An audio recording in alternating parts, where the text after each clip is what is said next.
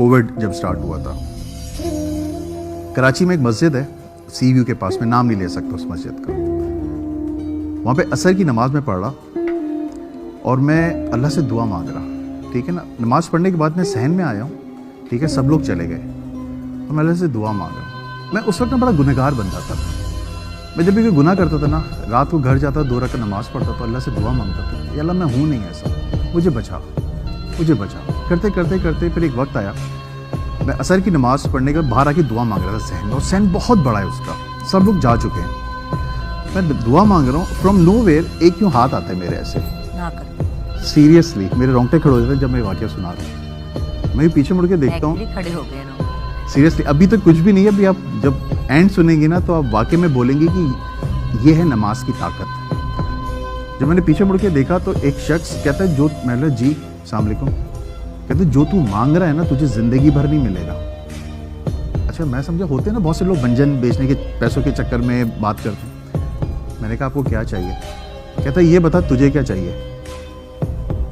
मैं समझा नहीं आप कहना क्या चाह रहे हैं। कह रहे बेटा जो अभी तू आया है दुनिया की मोहब्बत में नमाज पढ़ने, जिस दिन तू खुदा की मोहब्बत में नमाज पढ़ने आएगा ना, तेरे हाथ उठाने से पहले तेरी दुआ कबूल होगी।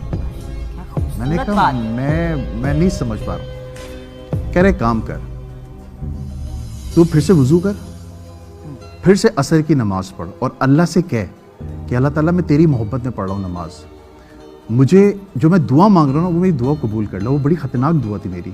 कोविड था, 1 साल के लिए सब कुछ बंद हो गया था। कह रहा अगर तेरी दुआ कबूल हो जाती ना तो फिर तूने पीछे मुड़ के नहीं देखना, जो तेरी पीछे वाली लाइफ है मत देखना उसको। और मैं उस शख्स को यूँ देख रहा हूँ। मैंने कहा मैं दुआ कंप्लीट कर लूँ? कहता हाँ कर। जुगन ये शख्स यहाँ बैठा हुआ है और मैंने सिर्फ दुरूद शरीफ पढ़ा, अल्लाहुम्मा सल्ली अला मोहम्मद व अला आलि मोहम्मद, और मैंने यूँ हाथ फेरे और मैंने पीछे मुड़ के देखा बंदा गायब। सहन बहुत बड़ा है। सामने मौज़न साहब खड़े हुए थे। मैं मौज़न साहब के पास गया, मैंने मौज़न साहब जो शख्स मैं अभी जिस शख्स से बात कर रहा था वो किधर है? वो कहते हैं कि बेटा मैं यही देख रहा हूँ तू बातें किससे कर रहा था। या अल्लाह, मेरे रोंगटे खड़े हो रहे। कह रहे मैं यही देख रहा हूँ तू बातें किससे कर रहा था। मैंने मजाक न करें, सही बताएं। कहते एक काम करो, इमाम साहब से जाके मिलो।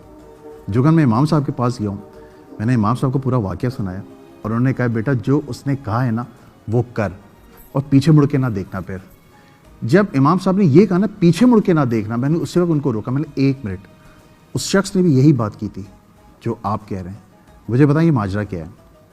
कह रहे बेटा किसी से जिक्र मत करना इस बात का, अल्लाह ने तुझे चुन लिया है।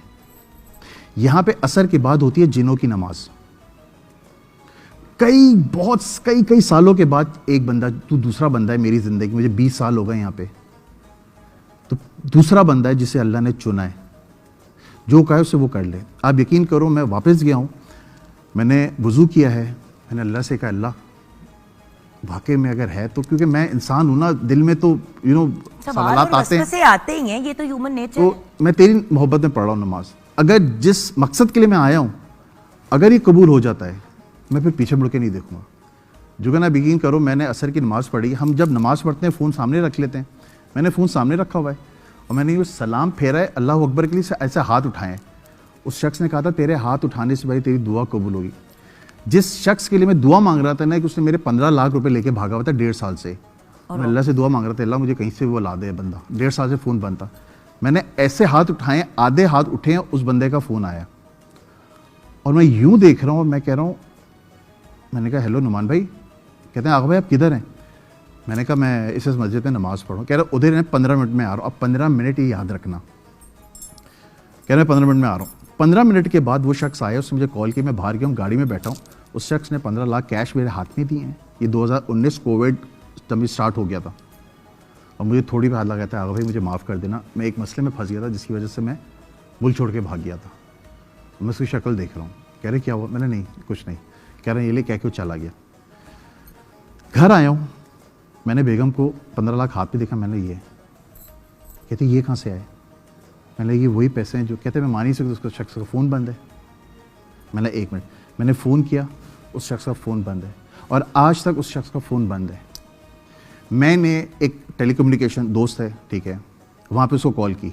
मैंने कहा खुर्रम ये मसला है। مجھے نمبر چاہیے. کہتا ہے آغا بھائی ہمیں الاؤ نہیں ہے. میں نے کچھ بھی ہو یہ میری زندگی میں موت ہے. کہتا ہے ہوا کیا مجھے بتائیں تو صحیح.